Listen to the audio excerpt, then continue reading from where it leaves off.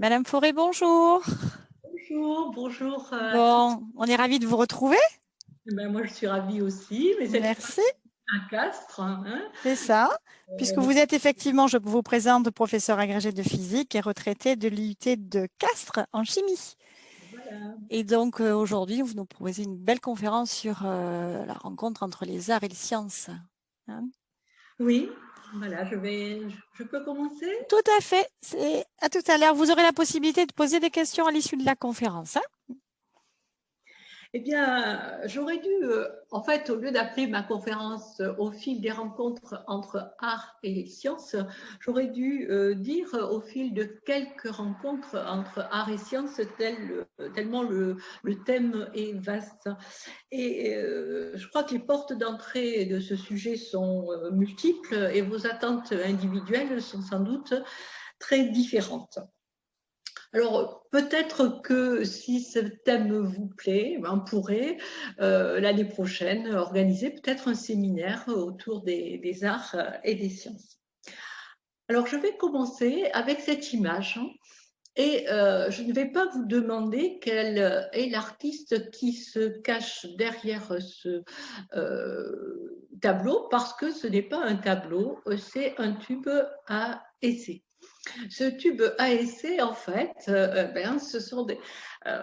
dans ce tube se passent des réactions chimiques et ce sont des photographies réalisées par mes élèves mettant en jeu des réactions acido-basiques, d'oxydoréduction, de précipitation à partir de fer.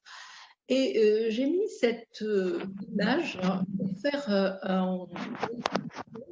à cette phrase d'un professeur au Conservatoire des Arts et Métiers, la couleur est le plus beau trait d'union entre la science et l'art.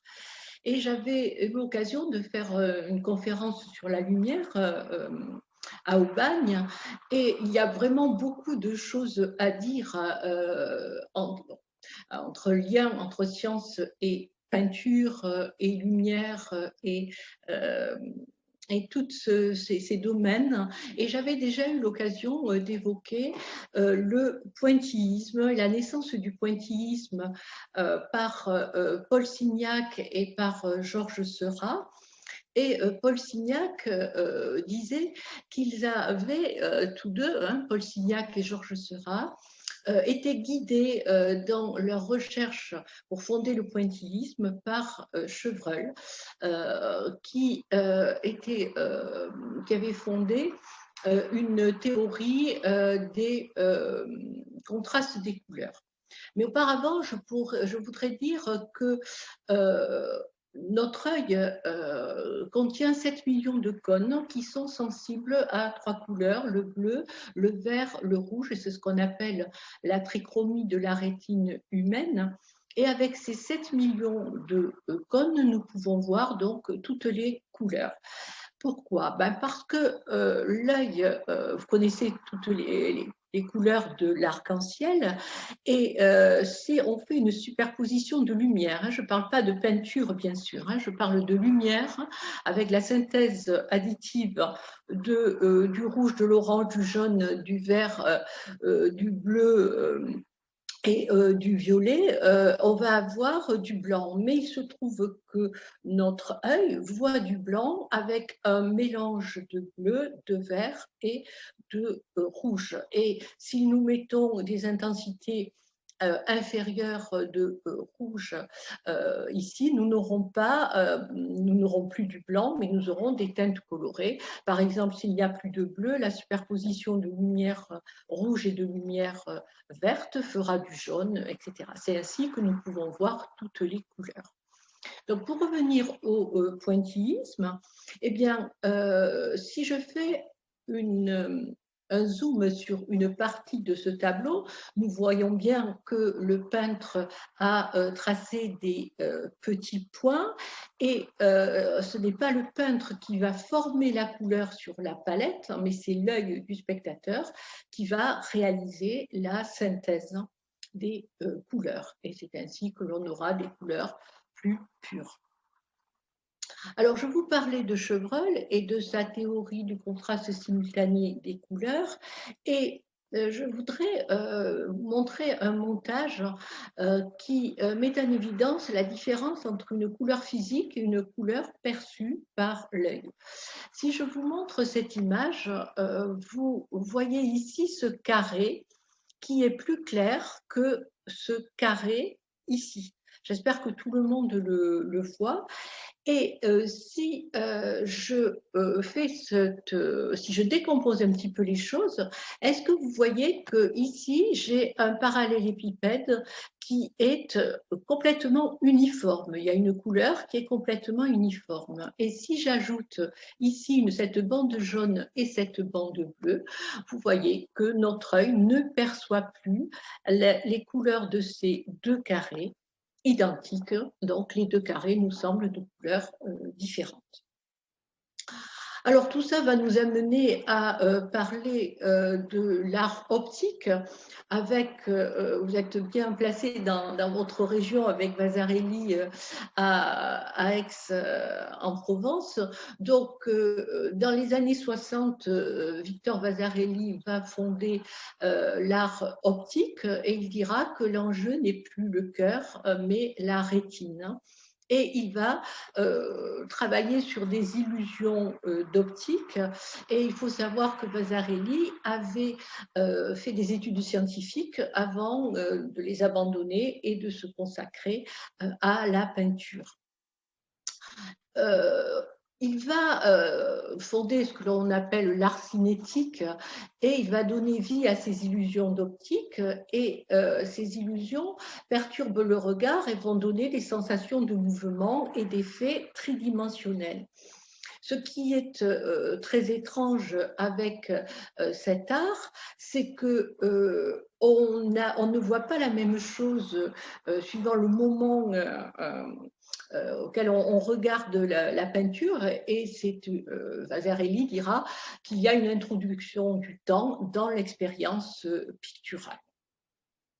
Alors, je vais rester sur des formes, pas des formes en peinture, mais je ne sais pas si ça se voit bien sur vos écrans, j'espère que oui. Alors, je ne vous demande pas de regarder les formes des plaques ici, je voudrais vous demander de regarder ces arabesques qu'il y a sur les plaques. Est-ce que vous voyez des formes complètement différentes suivant d'arabesques sur les plaques? Et ça s'appelle des figures de Chladni, du nom de ce physicien allemand qui a produit cela donc, au début du 19e siècle. Alors, comment s'y est-il pris? Eh bien, il a pris une plaque une plaque métallique sur laquelle il a déposé du sable et il a fait vibrer ces plaques de formes différentes et il les a fait vibrer de façon différente avec un archet. Et quand l'on fait vibrer ces plaques, en fonction donc de la forme et de l'attaque de la vibration, on aura des sons différents et à chaque son sera associé une figure. Alors, les sons sont assez désagréables. J'avais prévu au départ de vous montrer ces animations et puis j'ai décidé de protéger un petit peu vos oreilles. Hein. Mais je vous ai montré cela parce que quand j'étais enseignante, j'ai eu la chance de débuter dans un lycée où il y avait du matériel très ancien et je faisais toujours ces expériences-là pour introduire mon cours sur l'acoustique et les ondes. Alors, c'était aussi pour vous montrer ces figures de Chladni sur un violon avec l'A4 à 880 Hz et toujours sur un violon, un Fa dièse 5 à 480 Hz.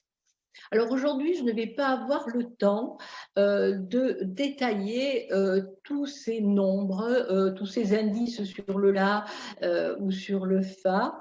Mais je pense que c'est quelque chose que l'on pourrait faire dans une conférence exclusivement réservée à la musique et à la science.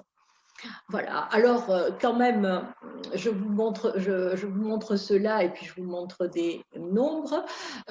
Pour introduire cette citation de Leibniz, la musique est un exercice d'arithmétique secrète, et celui qui s'y livre ignore qu'il manie des nombres. Alors avant de parler de nombres, j'ai eu envie de rappeler l'origine du nom des notes de musique. Et c'est un moine bénédictin lombard qui avait fait un hymne à Saint Jean-Baptiste, et la première syllabe de chaque vers correspond donc aux notes de musique, le ut, le ré, le mi, le fa, le sol, le la, le S et le I, hein, pour le Saint Jean. C'est encore un Italien, Guido d'Arezzo, mais 2 siècles plus tard, qui va inventer le solfège.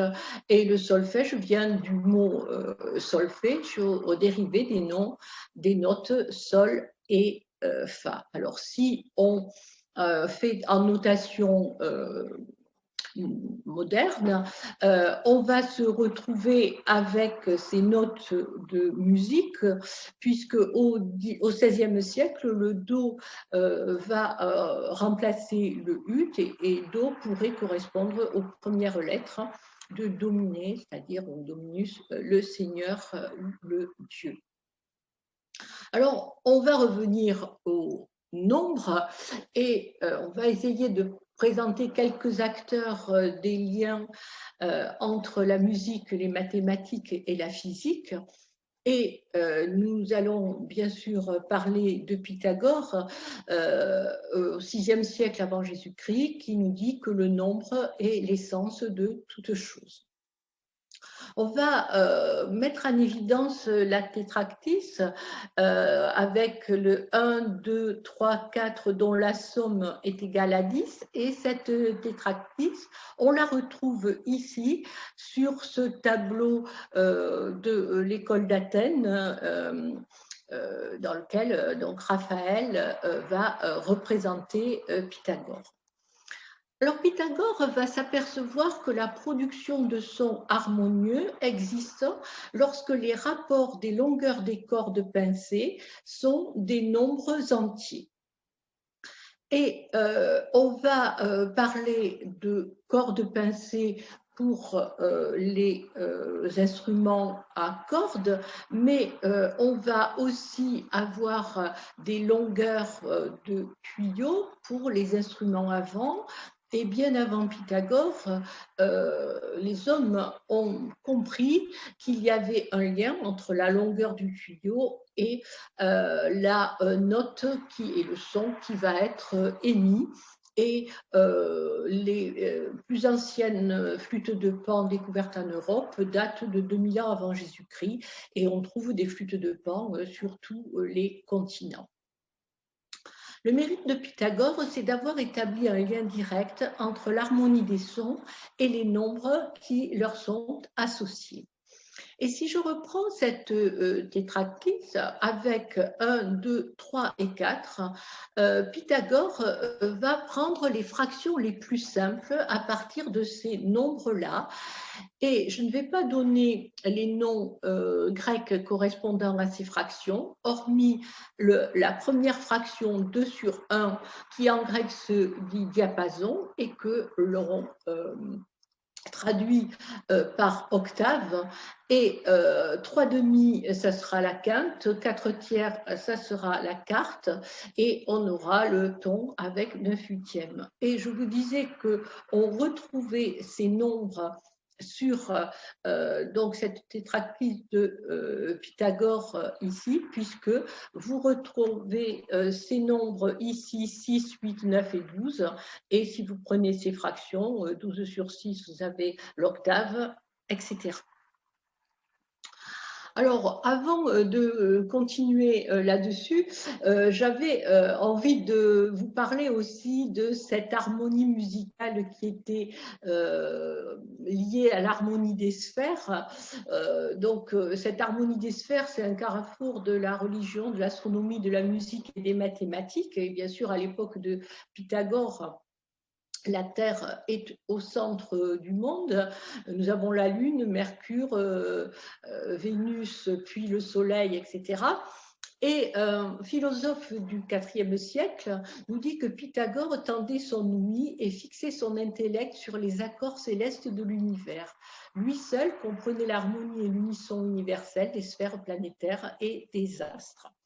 Donc, si on prend les étoiles fixes, Saturne, Jupiter, Mars, le Soleil et la Terre, et si on fixe une distance étoile fixe Terre qui correspond à l'octave, on avait entre le Soleil et les étoiles fixes une carte, et entre le Soleil et la Terre une quinte. Alors, Raphaël avait un petit peu fait cela dans l'allégorie de la musique avec la hiérarchie de ces trois états dans l'extase de Sainte-Cécile, où on va voir la musique céleste qui est inaudible aux oreilles humaines, la musique spirituelle qui élève l'âme vers Dieu et la musique instrumentale qui symbolise le caractère éphémère et périssable des plaisirs terrestres.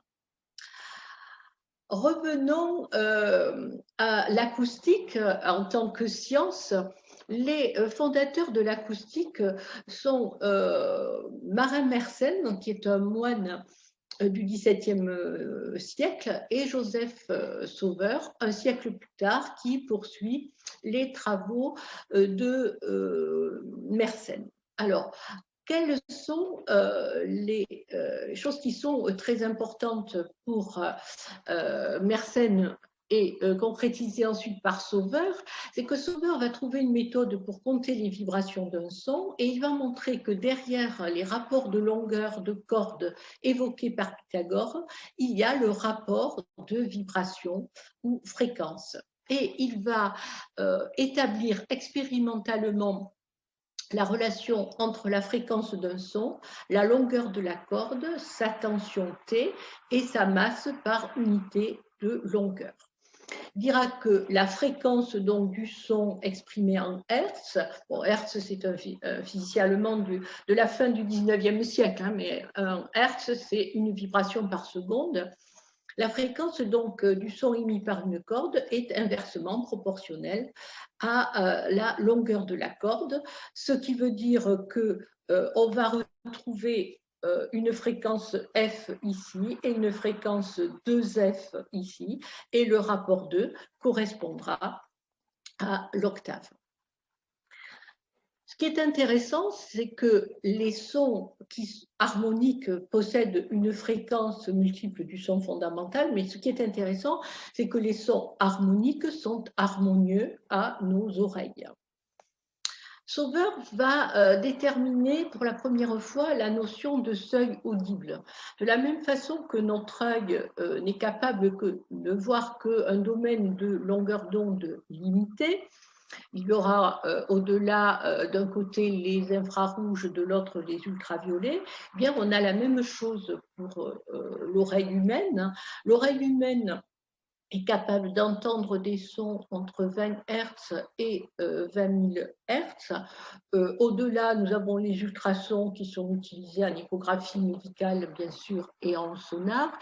Et de la même façon que certains oiseaux ou papillons sont capables de voir dans l'ultraviolet, eh bien, les chiens sont capables d'entendre des ultrasons jusqu'à 60 000 Hz. Alors, parlons de musique, et la musique utilise des sons entre 30 Hz et 5000 Hz.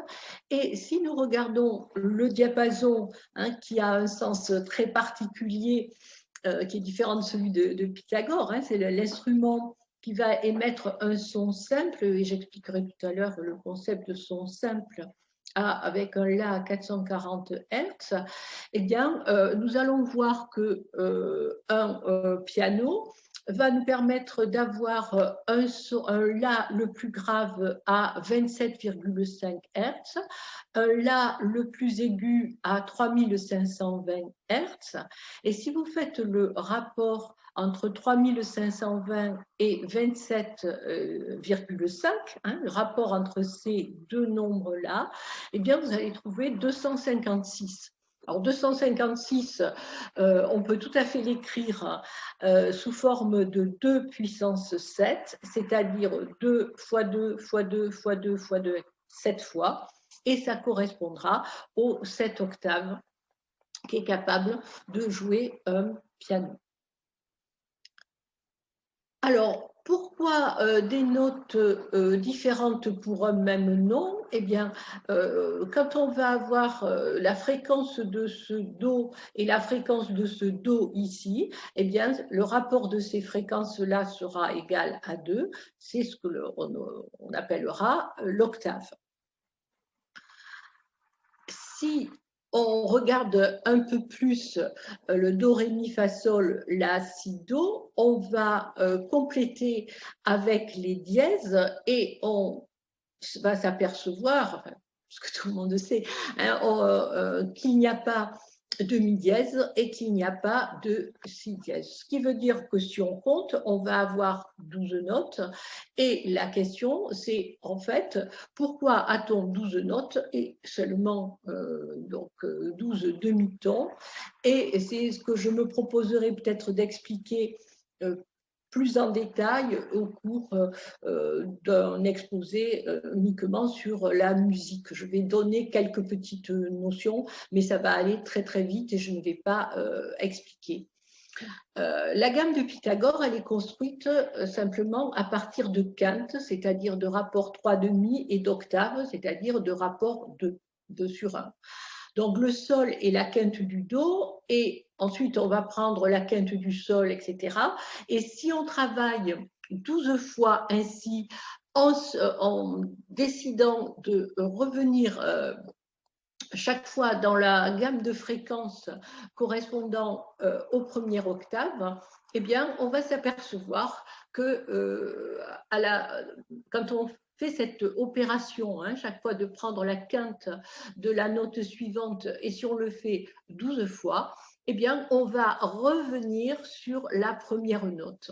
C'est quelque chose qui est assez, on pourrait dire, miraculeux, à ceci près qu'il y a 11-15 quintes justes et une qui est un petit peu fausse. C'est ce que l'on appelle la quinte du bout. Donc, on a 12 notes dans une octave, 12 intervalles, et on va dire que, bien sûr, aujourd'hui, on ne travaille pas avec la gamme de Pythagore, mais on est avec une gamme tempérée, puisque je viens de dire qu'avec la gamme de Pythagore, il y a un problème que je n'ai pas détaillé, hein, donc c'est normal que vous ne compreniez pas, pour ceux qui ne connaissent pas pourquoi, c'est quelque chose que je reprendrai plus en détail, mais la gamme tempérée, c'est quand on va avoir 12 demi-tons égaux. Et c'est au XVIe siècle que l'on a essayé d'aller vers une gamme tempérée. Et il y a plusieurs acteurs. Je parle en particulier du père de Galilée, hein, qui était théoricien de musicologie. Et quelques années plus tard, celui qui va réellement faire la gamme tempérée avec 12 demi-tons égaux, c'est le mathématicien flamand Simon Steven. Alors, si on regarde le demi-ton, ça correspondra à quoi? Ça correspondra à la racine 12e de 2, puisque dans une octave, on a dit qu'il y avait 12 demi-tons, et si je multiplie racine de 12e de 2 12 fois, eh bien, je vais tomber sur le nombre 2, c'est-à-dire sur l'octave.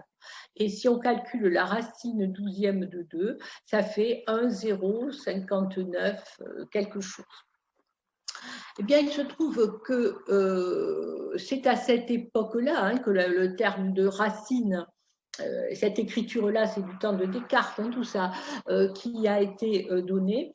Et certainement que le père de Galilée ne connaissait pas bien ces nombres irrationnels, et lui, il travaillait avec les fractions, et il avait proposé comme demi-ton la fraction 18/17e, hein, c'est-à-dire que pour passer d'une note à la suivante, il il proposait de multiplier par le rapport 18 sur 17.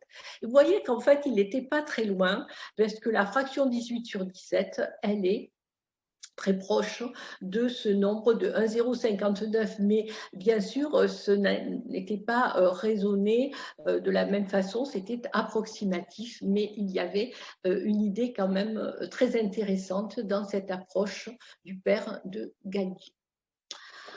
Alors, je voudrais montrer quelques petites choses à propos des instruments de musique et revenir sur cette relation de Joseph Sauveur sur la fréquence d'une note qui est inversement proportionnelle à la longueur de la corde, en vous parlant du violoncelle et de l'alto. Et vous savez sans doute que le violoncelle joue une octave au-dessous de l'alto. Eh bien, si je regarde la longueur des cordes d'un violoncelle et la longueur des cordes d'un alto, eh bien, il y a bien un rapport 2, et je vous ai bien parlé de fréquence d'un rapport 2 entre deux notes séparées d'une octave. On peut faire la même chose avec les instruments à vent, et je vous propose de parler de hautbois, de basson et de contrebasson. Et on sait bien que les longueurs des tuyaux de ces instruments sont différentes. Et là, nous travaillons avec des ondes sonores qui sont cette fois longitudinales. Hein. On peut dire que l'air qu'il y a dans un tuyau d'un instrument à vent, eh bien, se comporte comme un ressort que l'on aurait comprimé. Et cette propagation de la succession de dilatation-compression dans le sens de la longueur, c'est un bon modèle de ce qui se passe dans l'air d'un instrument à vent. Donc, si je dis que le contrebasson sonne une octave au-dessous du basson, eh bien, il faut que la longueur du contrebasson soit 2 fois plus grande que la longueur du basson. Et si je vous dis que le basson sonne 2 octaves au-dessous du hautbois, eh bien, il faut qu'il y ait un rapport 4 entre la longueur de la colonne d'air du hautbois et la longueur de la colonne d'air du basson. Alors, je me suis amusée avec ce proverbe qui n'entend qu'une cloche n'entend qu'un son. Eh bien, c'est un proverbe qui, sur le plan scientifique, est erroné parce que l'écoute attentive d'une cloche va permettre de percevoir la note fondamentale, mais aussi des harmoniques, des tierces et des quintes. Donc, la cloche va permettre de faire entendre les harmoniques naturelles de la note fondamentale. Et je vous ai présenté cela parce que je voudrais vous parler maintenant du timbre d'un instrument pour clôturer cette partie sur la musique.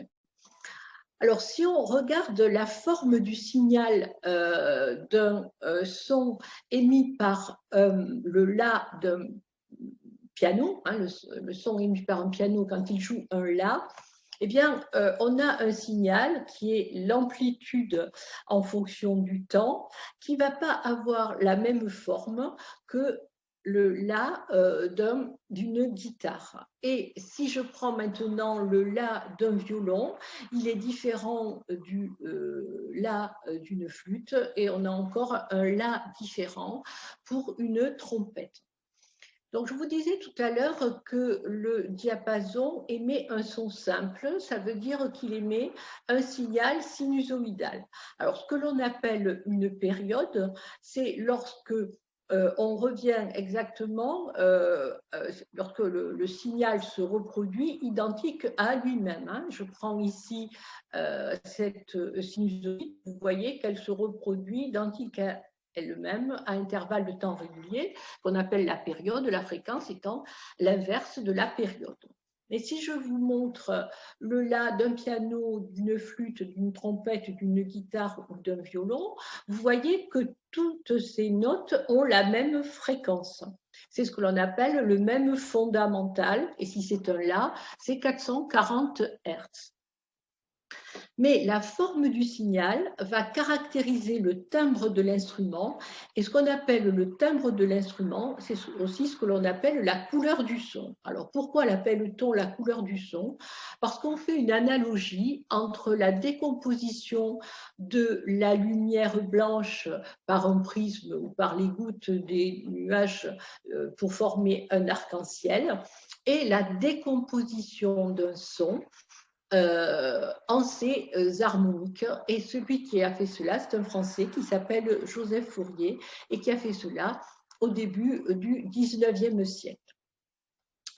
Lorsque je vais prendre le La d'un diapason, j'aurai uniquement cette fréquence à 440 Hz et je n'aurai pas autre chose.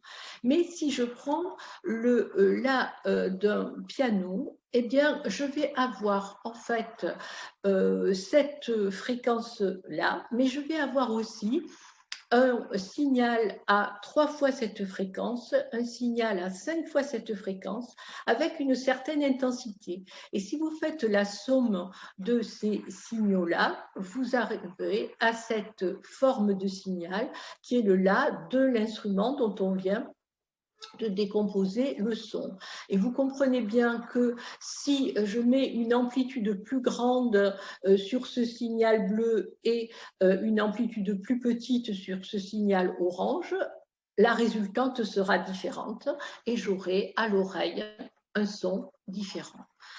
Et c'est le savant mélange des harmoniques qui caractérise le timbre de l'instrument. Et pour clôturer cette partie sur la musique, je voulais vous parler d'un instrument qui a très peu d'harmonique, qui est pauvre en harmonique et qui est le premier instrument de musique électronique qui a été créé en 1920 par un Russe qui s'appelait Léon Térémy. C'était un musicien, mais c'était avant tout un physicien. Et il a fabriqué un instrument qui va générer des sons avec ici 2 antennes que vous voyez, une antenne verticale, une antenne horizontale. Et le musicien ne va absolument pas toucher l'instrument, il va simplement modifier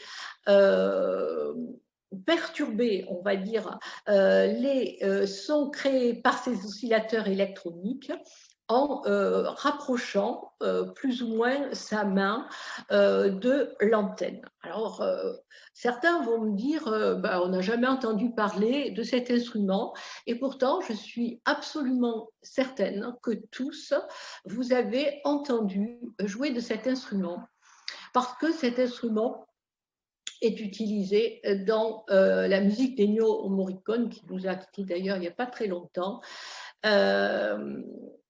dans donc cette musique très célèbre qu'il était une fois dans l'Ouest. Alors, si on avait été en direct, je vous aurais passé immédiatement le son, mais comme on dit en visioconférence, il va falloir que je fasse quelques manipulations de nouveaux partages d'écran. Comme je ne suis pas très à l'aise, je vais vous demander de patienter jusqu'à la fin de la conférence et je vous promets que je vous ferai écouter ce thérémine à la fin de la conférence. Alors, posons-nous maintenant la question, quel est le lien entre les sciences et les autres arts? Et on pourrait passer un petit peu de temps sur le fait que les arts et les sciences sont intimement liés dans l'invention de la photographie et dans l'invention du cinéma. Alors, il est intéressant de remarquer la belle étymologie de photographie, puisque prendre une photographie, c'est peindre avec de la lumière.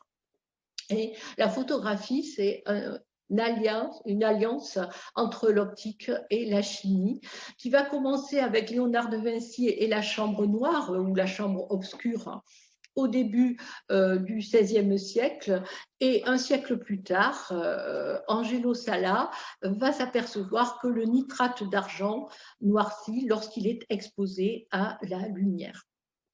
Alors, Léonard de Vinci va reprendre la chambre noire du savant arabe Al-Hazen du Xe siècle. Et Léonard va nous dire, en laissant les images des objets éclairés pénétrer par un petit trou dans une chambre très obscure, tu intercepteras alors ces images sur une feuille blanche placée dans cette chambre, mais ils seront plus petits et renversés. Le petit trou s'appelle le sténopée, et celui qui va améliorer considérablement la chambre noire, c'est Girolamo Cardano, qui va ajouter un petit disque de verre, c'est-à-dire une lentille, sur le trou pour améliorer la netteté. Alors, si je vous parle de Cardano, vous ne le connaissez pas, mais si je vous dis Jérôme Cardan, vous le connaissez bien sûr, puisque c'est lui qui a inventé le mécanisme de transmission qui porte son nom encore aujourd'hui. Jean-Baptiste Laporte, qui est l'inventeur de la lunette utilisée plus tard par Galilée, qui reprend les travaux de Léonard de Vinci, avait écrit « Il en résultera de ceci que quelqu'un qui ignore l'art de peindre pourra dessiner à l'aide d'un crayon ou d'une plume l'image de n'importe quel objet. Mais à ce moment-là, on ne sait pas comment conserver l'image, puisque effectivement, faire de la photographie, c'est avoir une image et la conserver. Mais cette chambre noire, j'avais envie de vous la montrer, du moins son utilisation. Vous connaissez les peintures de Canaletto à Venise, et vous avez ces perspectives qui sont très très bien tracées, et il se trouve qu'on a trouvé une chambre noire du nom de A. Antonio Canal. Et Antonio Canal, c'est en fait Canaletto, ce n'est qu'un son surnom. Et cette chambre noire est conservée aujourd'hui au musée Correr à Venise. Et on peut regarder encore la place Saint-Marc avec ces dessins, enfin ces peintures ici. Et on peut tout à fait imaginer combien Canaletto a utilisé la chambre noire. Alors celui qui va faire la première photographie, c'est Nicéphore Niepce. Et il va fixer l'image, et la première photographie date de 1827.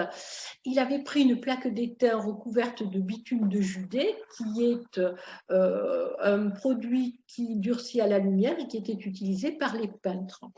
En 1990, des physiciens ont essayé de reproduire l'expérience, et ils ont déduit que certainement Niepce avait fait un temps de pause de plusieurs jours. Mais c'est le 7 janvier 1839 qui est considéré comme la date de naissance de la photographie, quand le physicien François Arago va présenter le procédé Daguerre à l'Académie des sciences. Daguerre s'était associé à Niepce, et vous avez ici une photographie de Louis Daguerre avec le daguerréotype, qui utilise de l'iodure d'argent photosensible, et on diminue considérablement le temps d'exposition. Alors, la chimie est aussi extrêmement importante pour les supports souples. On ne va plus avoir des plaques de verre, on va avoir des supports souples avec au départ du nitrate de cellulose, mais qui était inflammable, qui est remplacé ensuite par de l'acétate de cellulose et des polyesters. Alors, va venir ensuite la première photographie couleur, et si on connaît bien Louis Lumière pour l'invention du cinéma, eh bien, il avait utilisé encore la trichromie avec le fameux rouge, vert et bleu, avec des grains de fécule colorés pour faire ses premiers procédés de photocouleur d'usage facile. Ensuite, nous avons les divers procédés qui vont se multiplier dans les années 60. Et on va arriver, maintenant, on pourrait parler du passage du 8e art, la photographie, au 7e art, et il s'agit de capturer le mouvement. Et ce qui va être utilisé pour la capture du mouvement, c'est la persistance rétinienne. Et à la fin du 19e siècle, il va y avoir des tas de jouets optiques qui vont se développer avec des dessins d'animaux, par exemple, ici dans des positions différentes. Et grâce à la persistance rétinienne, on va avoir cette impression de mouvement. Un Anglais qui s'appelait Mike Bridge va avoir l'idée de placer 24 appareils photo le long d'un hippodrome, et ces appareils photo seront déclenchés par le passage d'un cheval. Et en utilisant un jouet optique, il ne s'agit pas encore de cinéma, en utilisant un jouet optique, eh bien, il va permettre de voir le galop d'un cheval, et cela va permettre de voir que le peintre Géricault, lorsqu'il peint son Derby d'Epsom, se trompe complètement dans la position des pattes du cheval, puisque lorsqu'un cheval est au galop, il n'a jamais ses 4 pattes en extension. Alors, je ne vais pas parler du cinéma. Là aussi, ça pourrait être tout à fait, cette naissance du cinéma pourrait donner lieu à un exposé complet. Et surtout, je voudrais insister sur le fait que seulement 20 ans après la naissance du cinéma, on a le cinéma 3D, mais ce n'est qu'avec l'avènement des lasers dans les années 60 et que le cinéma 3D va prendre son envol dans les années 80. Alors, je voudrais revenir sur la plaque photographique parce que c'est un outil commun à l'art et à la science. Et les plaques photographiques sont à l'origine de la découverte accidentelle des phénomènes qui ont révolutionné la physique à l'aube du XXe siècle. Si on prend le cas de Röntgen, qui travaillait sur des tubes avec des plaques à l'intérieur, donc au bord desquelles il mettait une haute tension. Il y avait un jour, il avait une plaque photographique à côté de son appareil. Il avait la main posée dessus. Il a eu la stupeur de voir le squelette de sa main. Et un an plus tard, lorsque Becquerel veut produire des rayons X à partir de minerais d'uranium, Becquerel pensait qu'en éclairant par la lumière du soleil un minerai d'uranium, il était capable de fabriquer des rayons X. Et Becquerel va préparer ses plaques photographiques. Le soleil va se cacher parce qu'il y a des nuages. Becquerel va ranger son minerai de pêche blende avec la plaque photographique, et le lendemain, il va s'apercevoir que la plaque est impressionnée, ce qui veut dire que spontanément, l'uranium va émettre un rayonnement. C'est ainsi que la radioactivité est découverte. Alors, après ces plaques photographiques, eh bien, nous en sommes aujourd'hui aussi à la photographie numérique. Et aujourd'hui, nous faisons des dizaines de photographies, alors peut-être pas tous les jours, mais très fréquemment. Sommes-nous tous devenus des photographes? Je ne pense pas que nous soyons tous des artistes. Est-ce que la photographie est un art ou une technique? Eh bien, on dit quand même que pour qu'il y ait œuvre d'art, il doit exister une intention de l'artiste. Et là, je voudrais vous montrer cette belle image. Et cette belle image, c'est une photographie dans une chambre à bulles qui est un détecteur des produits de désintégration dans les accélérateurs de particules, en particulier donc, au CERN à Genève. Donc, d'après ma définition, ce n'est pas une œuvre d'art. Ce n'est pas une œuvre d'art, sauf si on admet que l'artiste, c'est la nature avec un grand N. Alors, je voudrais quand même essayer de voir, puisque l'œuvre d'art est une traduction de l'intention de l'artiste, comment la science peut nous aider à la compréhension de la démarche de l'artiste. Alors, il y a une technique qui s'est développée, qui a été créée en 1970, qui est très utilisée aujourd'hui, qui est la réflectographie infrarouge, parce qu'elle donne accès au dessin préparatoire de l'œuvre picturale. Il se trouve que le rayonnement infrarouge est capable de traverser les vernis et les pigments, mais il va être complètement absorbé par le noir du crayon du dessin préparatoire. Ce qui fait qu'on va pouvoir avoir accès à ce dessin. Et c'est une technique qui est très utilisée, qui a été en particulier très utilisée dans l'exposition Léonard de Vinci qui a eu lieu en octobre 2019 à Paris. Donc là, je vous montre la Dame à la licorne de Raphaël. Et si on prend le dessin préparatoire, on peut s'amuser à voir que la licorne dans le dessin original, c'est tout simplement un chien.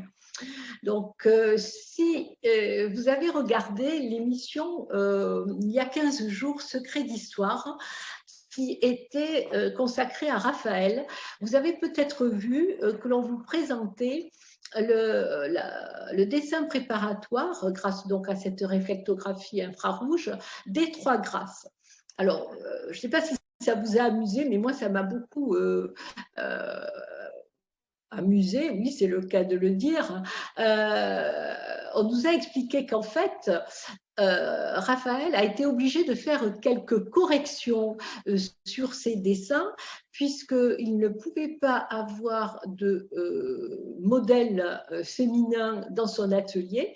Donc, il a eu des corps masculins, et comme nous avons une différence d'anatomie assez évidente dans ce domaine, eh bien, nous voyons ici sur le dessin de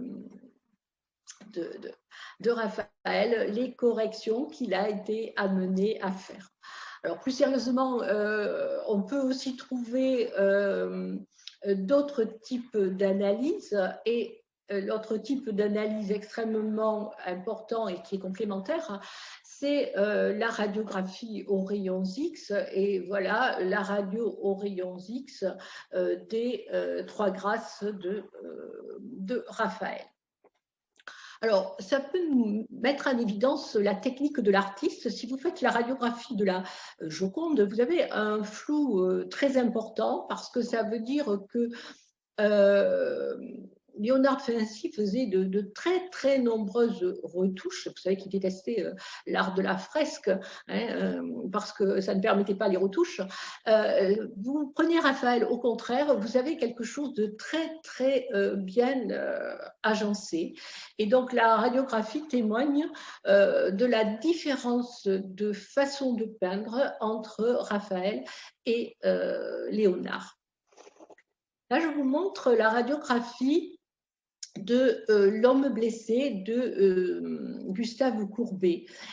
Si je vous montre cela, c'est parce qu'on peut mettre en évidence des repentirs. Alors, est-ce que vous arrivez à voir ici que l'on a un visage féminin avec une bouche, un nez, et on a aussi une main qui ne se trouve absolument pas sur la peinture finale. Donc, vous voyez qu'il y a deux mains ici. Eh bien, si je mets à côté l'homme blessé d'un dessin qui est la sieste champêtre, qui a été dessiné bien quelques années avant, eh bien, vous voyez qu'on retrouve sous l'homme blessé un dessin très proche, en fait, de la sieste champêtre. Alors, pourquoi il y a eu une modification? Parce qu'entre-temps, Gustave Courbet s'est séparé de sa compagne, la mère de son fils, ce qui veut dire que la science met parfois en évidence des choses que l'artiste a voulu cacher. Alors, la radiographie permet des authentifications, et quand vous voyez la radiographie aux rayons X du Saint-Jean-Baptiste de Léonard, vous retrouvez ce flou très caractéristique que l'on avait dans la Joconde. Alors, le Sauveur du monde, vous vous souvenez certainement de cette vente extraordinaire en novembre 2017 avec 450 millions de dollars pour un tableau qui valait à peine 60 dollars. J'ai bien dit 60 dollars. Hein, autrement dit, le prix a été multiplié par 7,5 millions en une cinquantaine d'années. Vous savez que ce tableau devait être montré à Abu Dhabi et il n'a jamais été montré parce qu'il y aurait peut-être un problème avec l'auteur de ce tableau parce que en réflectographie infrarouge, on voit que le dessin à grands traits serait caractéristique non pas de la technique de Léonard mais de son disciple Salade. Alors, vous n'êtes pas dans la région de Toulouse, mais nous avons beaucoup entendu parler de ce tableau qui a été découvert dans un grenier toulousain. Et on s'est posé la question, est-ce que c'est un Judith et Holoferne de Caravage? Et si on le compare à un Judith et Holoferne du Caravage qui se trouve à Rome, il y a de très grandes similitudes. Il y avait eu d'ailleurs une émission sur Arte sur l'affaire Caravage à ce niveau, à ce sujet. Et il y a eu des tas d'analyses de réflectographie infrarouge, de radiographie aux rayons X, etc., etc. Et il y a la vente aux enchères prévue à Toulouse a été annulée la veille. La mise à prix prévue était de 30 millions d'euros et le propriétaire espérait avoir jusqu'à 120 millions d'euros. En définitive, il y a eu une vente privée pour le musée métropolitain de New York. Il est possible que ce tableau soit en fait un tableau de Louis Finson, ce qui fait que l'acquéreur a eu soit un Caravage à un prix raisonnable ou un Finson particulièrement cher. Alors, pour parler d'identification, vous connaissez peut-être cette magnifique tête en verre bleu du musée du Louvre, qui a été acheté quelques mois à peine après la découverte du tombeau de Toutankhamon. Les historiens d'art pensaient qu'elle était tout à fait, elle correspondait tout à fait à ce règne-là. Mais si on fait une analyse du verre, on va s'apercevoir qu'il contient des cristaux à base de plomb et d'arsenic. Et ce type de composé a été produit pour la première fois à Venise au XVIIe siècle. L'Égypte ancienne utilisait des cristaux à base d'antimoine et de calcium, ce qui vraisemblablement pourrait dire que cette tête est un faux. Je crois que dans les musées, il doit y avoir quand même pas mal de faux. Alors, on pourrait se poser la question, quel est le lien entre les sciences et les autres arts? Bien, les arts et sciences sont liés dans les matériaux, des couleurs et des matières pour peindre, des matières pour sculpter ou encore pour construire. Et je vous avais déjà montré ces magnifiques boucles de l'ange de Léonard de Vinci dans le baptême du Christ de Verrocchio, et qui utilise en fait des très fines couches de peinture, mais celui qui va inventer cette technique-là, c'est Van Eyck, et il y a eu une exposition à Gand qui s'est appelée une révolution optique. C'est quand même assez intéressant de voir une exposition artistique qui porte des mots absolument domaine de la science. Et dans cette exposition, il y avait la présentation de l'agneau mystique qui a été restauré. Donc, Van Eyck, comme je vous le disais, invente le glacis, c'est-à-dire une superposition de couches colorées, transparentes, réfléchissant la lumière. Et la peinture à l'huile, si elle existe depuis 5 siècles à peu près en Flandre, sa formulation a été considérablement améliorée au XVe siècle. Donc, la science va jouer un rôle très important dans la restauration de cet anneau mystique, parce qu'il va y avoir de très nombreuses analyses qui vont convaincre les restaurateurs de gratter minutieusement pour arriver à la peinture initiale de Van Eyck. Et il y a dans ces peinture dans cette rénovation-là, on voit absolument bon, la disparition, ça c'est très anecdotique, des oreilles supplémentaires de l'agneau, mais surtout on a un regard qui est très très humain. Alors, on va faire un bond de 5 siècles et on va partir avec l'utilisation de phénomènes physiques de dynamique des fluides par les peintres. Et Pollock, qui est le père de l'expressionnisme abstrait, va utiliser la technique de l'égouttement. Alors, vous savez qu'il trempait ses pinceaux dans des bâtons dans des pots de peinture et il faisait jaillir cette peinture et des physiciens ont pris des peintures de viscosité différentes. Ils ont mis des dispositifs physiques pour régler la puissance du jet, la hauteur du jet, etc. Et s'ils n'ont pas bien sûr compris l'intention de l'artiste, ils ont compris comment en fait Pollock arrivait avec ce type de peinture à donner ces toiles-là. Alors un autre peintre qui est David Siqueiros, va utiliser aussi la dynamique des fluides et lui, il utilise ce qu'on appelle la technique de la peinture accidentelle. Alors, dès 1930, ce peintre avait invité des physiciens dans son atelier et il travaillait avec des couches, des superpositions de couches de peinture de viscosité différentes et cela entraînait des tourbillons. Et ça a entraîné donc ces figures-là, donc des tourbillons à la fois de couleur et de forme avec les mélanges. Et les physiciens ont compris qu'il utilisait un phénomène qui porte ce nom barbare d'instabilité de Rayleigh-Taylor.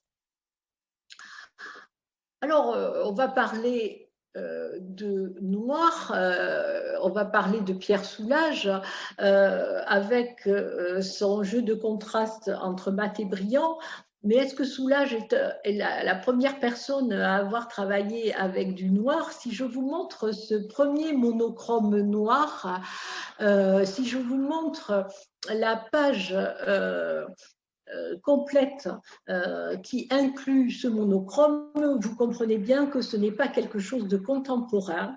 Et en fait, c'est un humaniste anglais qui était à la fois médecin, alchimiste, théologien. À cette époque-là, on avait plusieurs casquettes et il va faire graver le premier monochrome noir en 1617 pour représenter l'infini, pour représenter l'univers.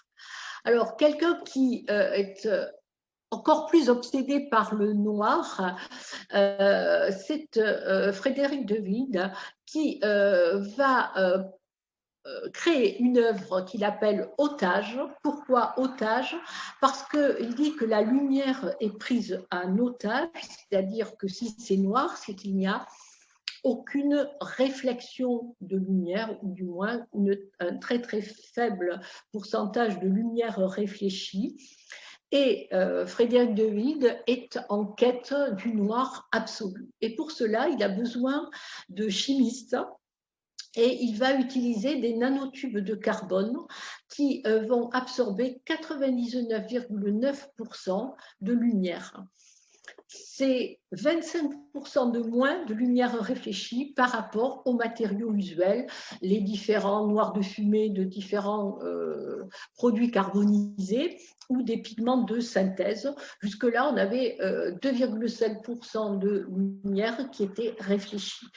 Alors quand même, ces travaux sur les nanotubes de carbone ne servent pas qu'à faire des expositions.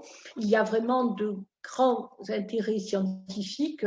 Vous savez qu'aujourd'hui, l'énergie solaire, on a vraiment besoin de la capter avec les cellules photovoltaïques, etc. Donc, il y a beaucoup de recherches qui se font dans ce domaine-là et on peut aussi utiliser ces produits absorbants pour rendre la détection d'objets plus difficile, et ça, c'est utilisé en défense militaire. Alors, j'ai fait ce contraste violent entre ce noir et ces couleurs, mais qu'est-ce qu'il y a d'extraordinaire dans ce tableau? C'est qu'il est fait par une artiste qui est aussi diplômée de physique et qui a eu l'idée d'utiliser des matériaux ferromagnétiques, c'est-à-dire qu'en fait, l'agencement de ces peintures se fait grâce à des aimants. Et elle ne se contente pas de faire des peintures, elle fait aussi des sculptures animées. Et je vous montrerai aussi, après le térémine tout à l'heure, des sculptures mouvantes, puisqu'on a des matériaux ferromagnétiques et avec des électroaimants, on peut, au cours du temps, créer ces pointes mobiles. Et je vous montrerai cela, c'est assez spectaculaire. Alors, les nouveaux matériaux, la mousse de polyuréthane de César, mais quelque chose, je pense, qui va vous plaire beaucoup plus, puisque nous ne sommes pas loin de Marseille quand on est à Aubagne, et vous savez sans doute que cette dentelle que l'on voit au MUSEM, ce ne sont pas des dentelles de fer, mais ce sont des dentelles de béton, avec un béton très particulier qui va avoir une résistance bien plus grande et surtout une faculté à épouser les moules les plus divers. On a même du béton qui est transparent, ça s'appelle le Litracon. Et c'est un physicien hongrois qui a créé ce béton qui contient des fibres de verre. Et pour parler d'art et de technique, vous savez qu'au Beau de Provence, eh bien, quand vous allez au spectacle son et lumière dans les carrières, eh bien, il y a 100 vidéoprojecteurs à technologie laser reliés avec une fibre optique. Alors, pour terminer ce domaine, on utilise des expositions fluorescentes dans les musées, c'est-à-dire qu'on éclaire des œuvres qui sont peintes avec des composés fluorescents. Quand on les éclaire avec de la lumière ultraviolette, qu'on appelle de la lumière noire, eh bien, les couleurs apparaissent. Et on a même, vous connaissez les lucioles qui sont bioluminescentes, et on a même des artistes qui créent des lampes très design avec des colonnes peuplées de colonies justement de bactéries bioluminescentes. Alors, j'ai voulu vous parler de ça pour vous parler d'une dérive, d'un dérapage. Il y a eu une expérimentation scientifique qui a été détournée en œuvre d'art. Les scientifiques de l'INRA avaient créé un lapin qui était modifié génétiquement. On avait introduit dans son génome un gène codant pour une protéine fluorescente qui est présente à l'état naturel chez certaines méduses. J'ai parlé de lucioles bioluminescentes, mais vous savez que les méduses sont aussi bioluminescentes.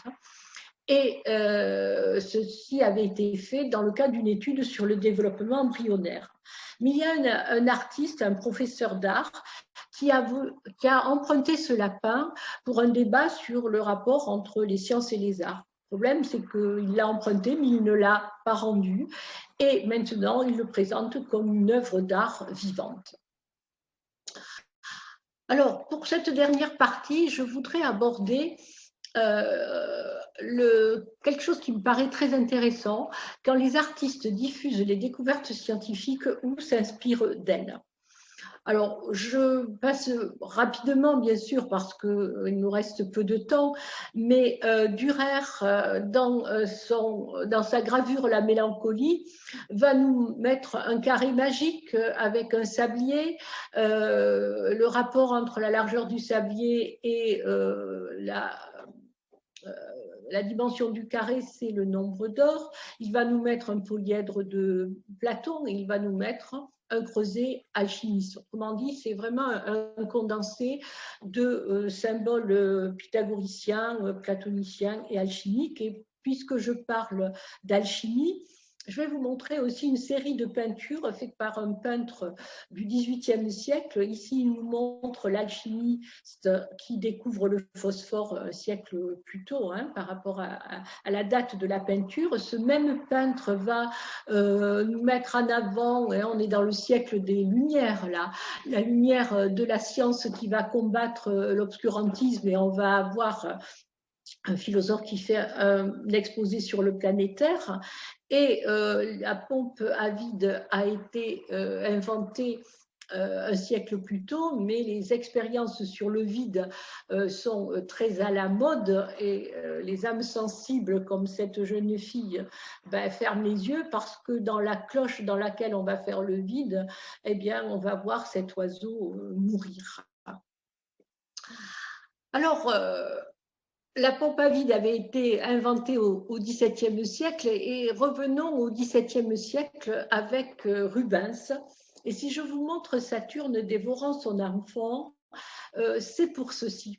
Ce n'est pas du tout pour voir Saturne, mais que sont ces petites étoiles.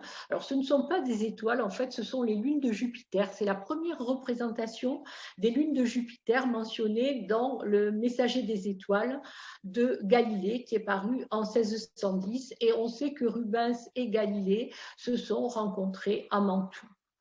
Quelque chose qui me paraît encore plus intéressant, c'est 2 ans seulement après la parution du Messager des étoiles, dans lequel Galilée nous montre ses observations des rugosités de la Lune, que Il Cigoli, donc 1612, va peindre ces rugosités de la Lune. Et ça, c'est quelque chose qui est absolument important, puisque Galilée va lutter contre la théorie d'Aristote sur le fait qu'au-delà de la Terre, tout était parfait.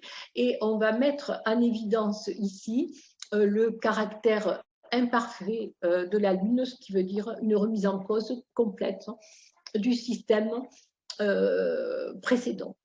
Et Murillo fera la même chose en peignant ici une lune qui n'est pas lisse. Alors, ce qui va inspirer aussi Calder, c'est le système solaire, et il va y avoir des planètes actionnées par un moteur. Là, on n'est pas dans l'art cinétique de Vasarely, on est vraiment avec des mobiles qui se déplacent effectivement dans l'espace. Alors, on peut aussi avoir l'art qui permet de promouvoir une découverte qui a des applications pratiques. Et lors de l'exposition universelle de 1937, on avait commandé à Raoul Dufy une fresque pour mettre en valeur le rôle de l'électricité dans la vie nationale et dégager notamment le rôle social de premier plan joué par la lumière électrique. Alors, on ne va pas rester plus longtemps là-dessus. Je vous montre des tas de personnages. Il y en a 109, et c'est 109 savants qui ont participé à l'aventure de l'électricité. Je voudrais citer cette phrase d'une peintre contemporaine qui dit que l'art procède de l'univers intérieur de l'artiste et ses créations sont en partie le reflet de l'environnement auquel il est soumis. On peut donc, en regardant une œuvre, avoir une idée du contexte historique dans lequel elle a été créée et des horizons nouveaux qu'elle laisse entrevoir au plan sociétal, les rêves ou les angoisses d'une époque. Et j'avais envie d'illustrer cela avec le 5e art, dont je n'ai pas encore parlé, la littérature et la science-fiction. Vous connaissez Frankenstein, peut-être pas beaucoup par le roman, mais par ses adaptations cinématographiques. Frankenstein, c'est le monstre créé par un savant fou à partir de l'électricité, entre guillemets, l'étincelle de vie. Il faut savoir que Mary Shelley écrit cela en 1818, c'est quelques années après l'invention de la pile de Volta, et je vous avais raconté à Aubagne déjà les polémiques entre Galvani, partisan de l'électricité animale, et Volta, qui parlait tout simplement d'électricité métallique, et les galvanistes essayaient de ressusciter des animaux vivants. Il y a eu même des expériences atroces sur des cadavres humains. Et si l'on parle de science-fiction, j'avais aussi envie de vous parler de Mark Twain pour une nouvelle qui est beaucoup moins connue que Tom Sawyer, bien sûr, mais seulement 6 ans après la découverte de la radioactivité, pas de la radioactivité, mais du radium et du polonium, mais c'est quand même très proche de la découverte de la radioactivité, par Marie Curie, Mark Twain va fabriquer Satan, qui est constitué de radium et de polonium. Et dans cette nouvelle, Mark Twain va dire: si d'aventure je me dépouillais de mon épiderme, le monde disparaîtrait dans un éclair incandescent ou une bouffée de fumée. Les vestiges de la lune éteinte se disperseraient dans l'espace comme une simple neige de cendre grise. Est-ce qu'il y a une préfiguration des catastrophes nucléaires? C'est quand même, je pense, assez intéressant de montrer la réactivité des écrivains face à des découvertes scientifiques. Et puisque je parle du radium, ça me permet d'évoquer le 6e art, à savoir la danse. Et vous connaissez sans doute cette artiste, cette danseuse Loie Fuller, qui était célèbre pour ses grands voiles et ses bâtons, ses voiles actionnés par des bâtons. Et cette danseuse avait contacté Marie Curie pour qu'elle lui donne du radium pour utiliser la phosphorescence des sels de radium. Évidemment, Marie Curie ne lui en a pas donné, mais cette artiste a utilisé des sels fluorescents à base de calcium, et elle a quand même gardé, pour le nom de sa chorégraphie, le nom de la danse du radium. Alors revenons à la peinture, et Dali va vraiment témoigner de la perte du caractère absolu du temps développé par la théorie de la relativité d'Einstein avec ce tableau des montres molles. Et j'avais envie de vous parler aussi de ce peintre polonais, Roman Opalka, que vous connaissez sans doute, qui a écrit pendant 43 ans sur une toile les nombres de 1 à, pas l'infini, mais jusqu'à sa mort. Et à partir de 2000, alors à partir du nombre 1 million, il a décidé de mettre, c'était 7 ans après le début, il a décidé de mettre 1% de blanc sur le fond noir de ses toiles, ce qui fait qu'en 2008, il est arrivé à peindre des chiffres blancs sur des toiles blanches. Heureusement que la chimie était là, c'est qu'il n'a pas utilisé le même pigment, et suivant l'angle d'incidence de la lumière pour regarder le tableau, on est capable de distinguer cela. Et il a peint quand même 231 tableaux, et il a voulu mettre en évidence la fuite du temps et le caractère irréversible du temps, ce qu'on appelle la flèche du temps. Et il a même fait des pyramides mathématiques avec ces chiffres, puisqu'il a dit en fait que pour peindre les 333 premiers chiffres, il fallait une journée. Pour peindre les 666 666 chiffres, il fallait 7 ans. Et il ne pouvait pas arriver à ce chiffre un peu magique des 7 millions, etc., 700, etc., parce qu'il fallait 100 ans. Et il a fait aussi une pyramide sur la représentation du nombre approximatif de chiffres à peindre. Alors, je reviens à Dali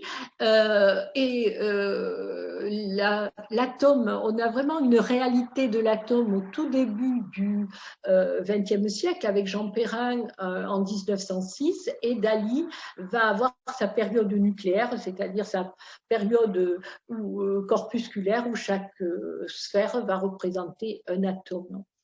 Et je voudrais aussi vous montrer cette peinture de Dali. Je vais essayer d'insister pour que vous voyez qu'il y a en fait deux peintures dans une.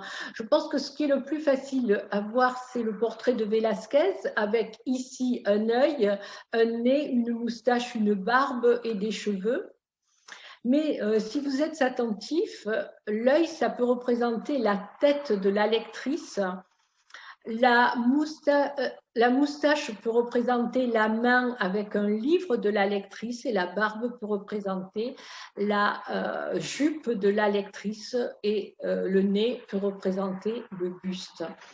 Alors pourquoi je relie cela à la science? C'est parce que c'est une très belle représentation de la mécanique quantique qui est née en 1923 et qui est fondée sur le double aspect ondulatoire et corpusculaire de la matière suite à la théorie d'Einstein de 1905 du double aspect ondulatoire et corpusculaire de la lumière.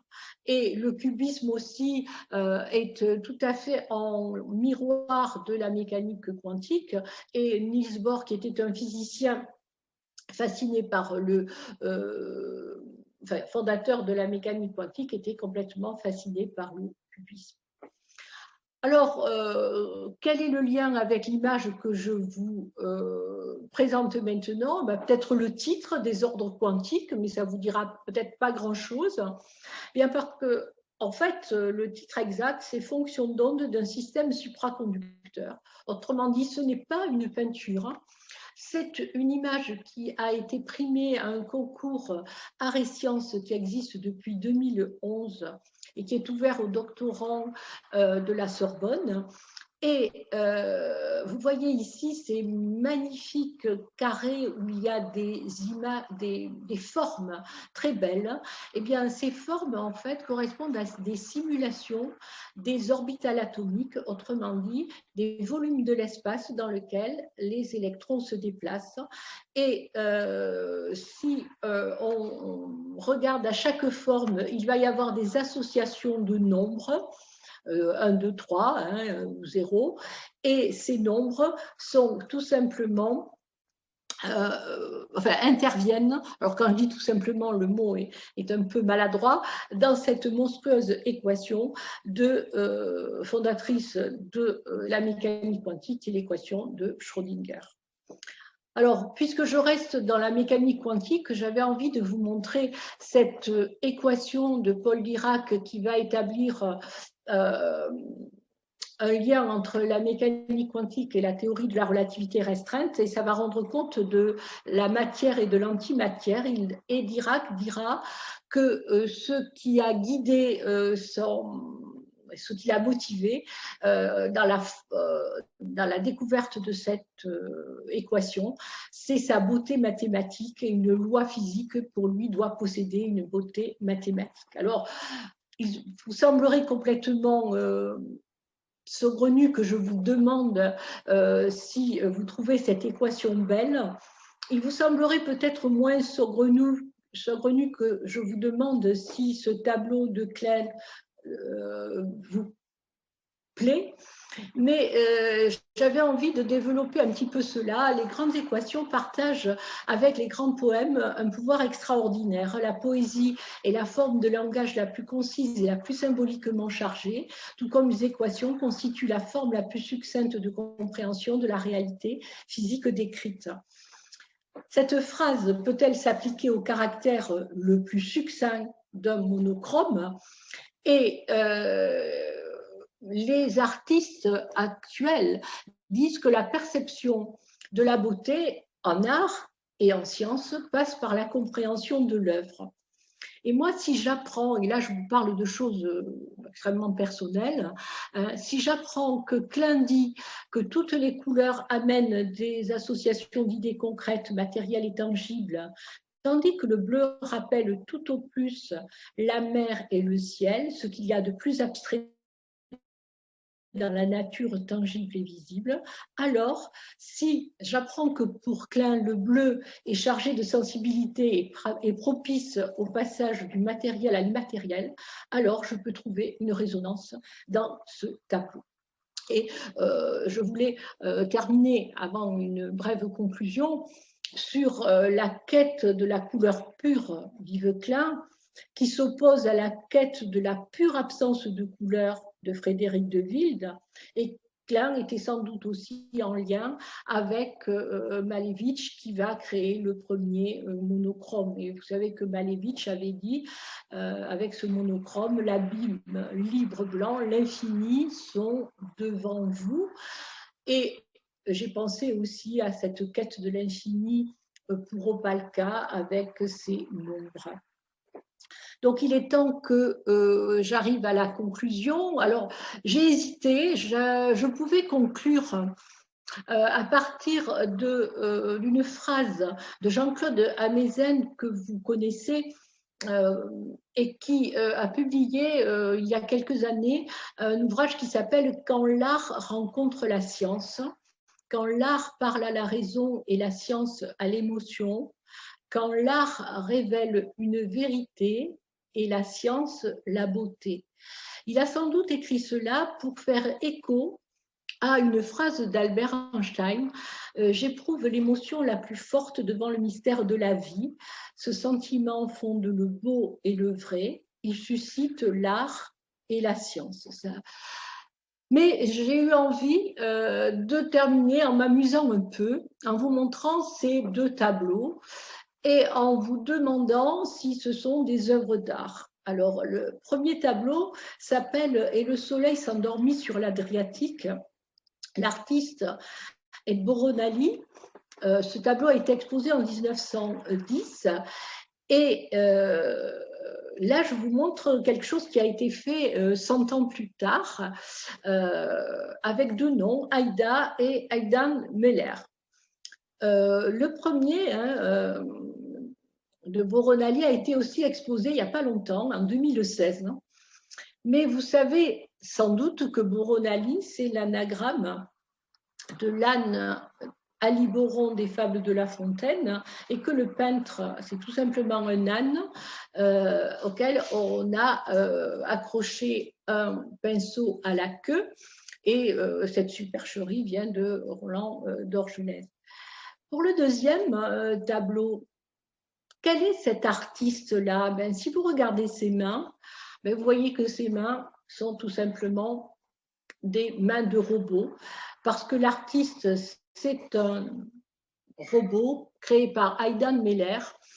Et pourquoi a-t-il choisi pour le nom de cet artiste Aïda?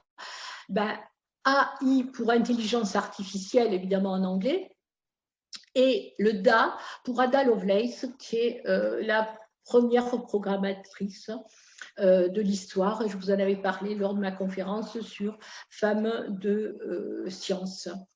Alors, j'avais envie de parler, de faire une petite pirouette.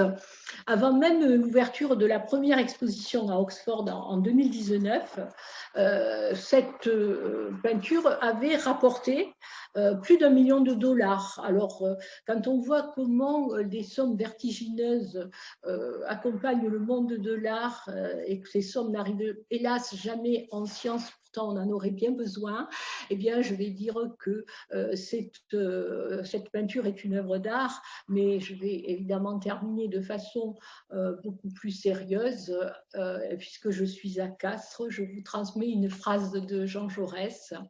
Il est bien vrai que la beauté de la science et de l'art est consolatrice. Je vais essayer de vous montrer maintenant les sculptures mouvantes. Alors, j'espère que je vais y arriver. Je reprends mon diaporama, je descends, je fais ceci et je vais faire un nouveau partage d'écran avec ceci. Alors, est-ce que cela va marcher? Je ne sais pas, personne ne me parle, alors je ne sais pas si vous le voyez. Tout va bien, Madame Faury, ça marche. Voilà, donc vous voyez la sculpture évoluer, puisque vous avez vu qu'il y avait un support assez volumineux, parce qu'il y a des électroaimants qui sont programmés. Et je pense que je n'ai jamais vu ce type de sculpture, mais j'aimerais bien aller visiter une exposition parce que je trouve ça extrêmement poétique.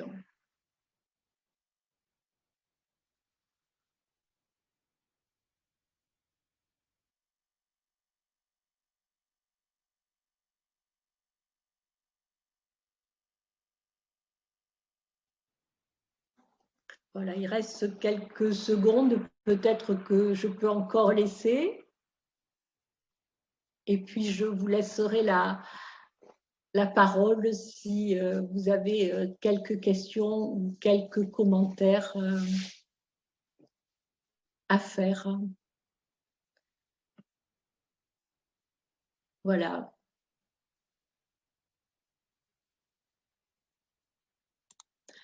Superbe, merci Madame Faury. Merci beaucoup. Alors, j'ai réactivé les micros à tout le monde. Vous pouvez poser éventuellement des questions à Madame Faury.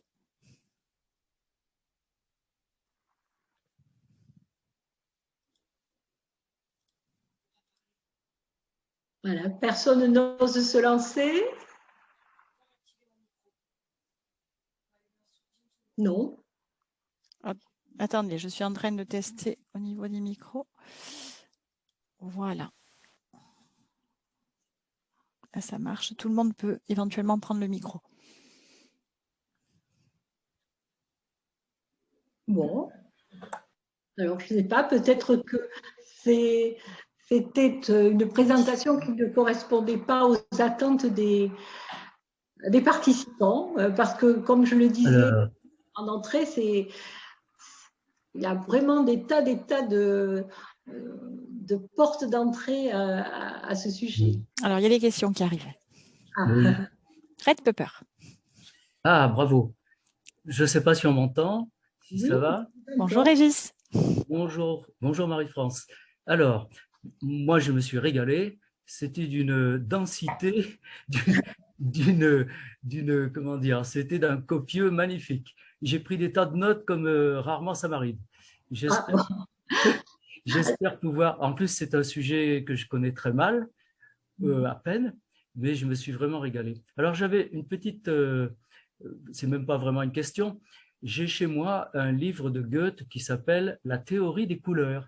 Tout à fait.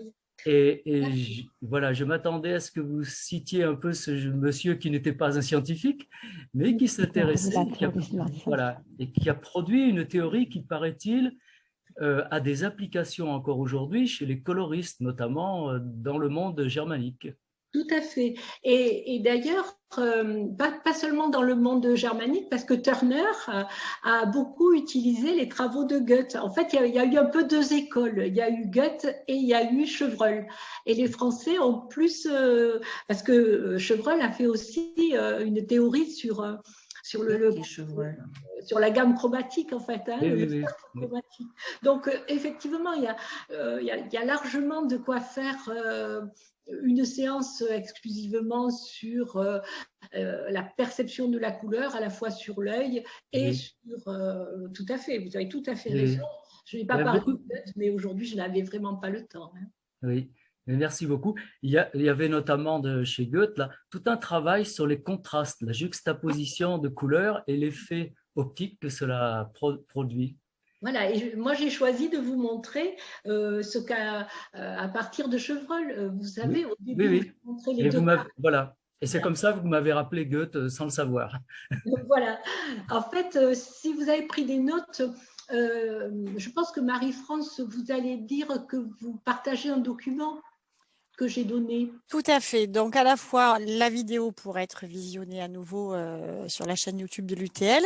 Et donc, le fichier que vous m'avez communiqué, j'attendais effectivement la fin un petit peu de la conférence. Je vais vous envoyer à l'instant T, à tout le monde, le fichier que vous a préparé, un petit document, un support de cours que vous a préparé Aurore Forêt. Je vous l'envoie à l'instant dans le fichier conversation. Je suis en train de le faire en même temps que je vous parle. Voilà. Merci beaucoup pour l'instant. Je laisse la place à quelqu'un d'autre. Merci Oui, encore. il y a peut-être d'autres questions. Merci. C'était On vous passionnant écoute. pour un mélomane. C'était passionnant. J'ai appris beaucoup de choses.